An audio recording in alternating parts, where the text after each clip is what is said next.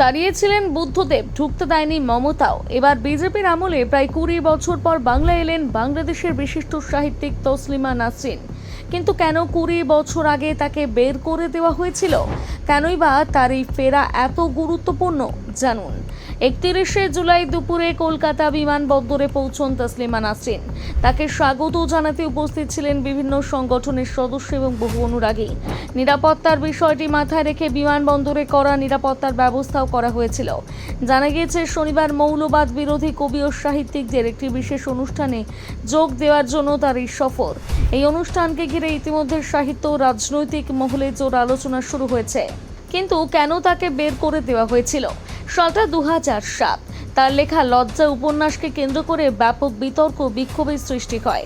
উপন্যাসের প্রকাশ ঘিরে উত্তাল হয়ে ওঠে কলকাতার একটি অংশ।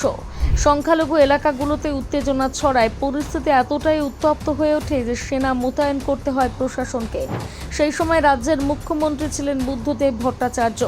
তৎকালীন বাম সরকার তসলিমার বিতর্কিত বইটিতে নিষেধাজ্ঞা জারি করে। পরিস্থিতি উত্তপ্ত হয়ে ওঠার পর তাকে কলকাতা ছেড়ে যেতে হয়। তারপর দীর্ঘ সময় তিনি আর কলকাতায় ফিরতে পারেননি।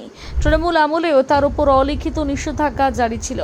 এবার বিজেপির আমলে প্রায় 20 বছর পর তার এই সফর স্বাভাবিকভাবে নতুন করে আলোচনার কেন্দ্রবিন্দুতে। অনেকের মতে এটি শুধু একজন লেখকের শহরে ফেরা নয়, বরং সাহিত্য মত প্রকাশের স্বাধীনতা এবং সামাজিক বিতর্কের ক্ষেত্রে গুরুত্বপূর্ণ মুহূর্ত। আবার অন্যদিকে তসলিমা নাসরিনকে ঘিরে অতীতের বিতর্কের কারণে তার প্রত্যাবর্তন নিয়ে ভিন্ন মতও রয়েছে।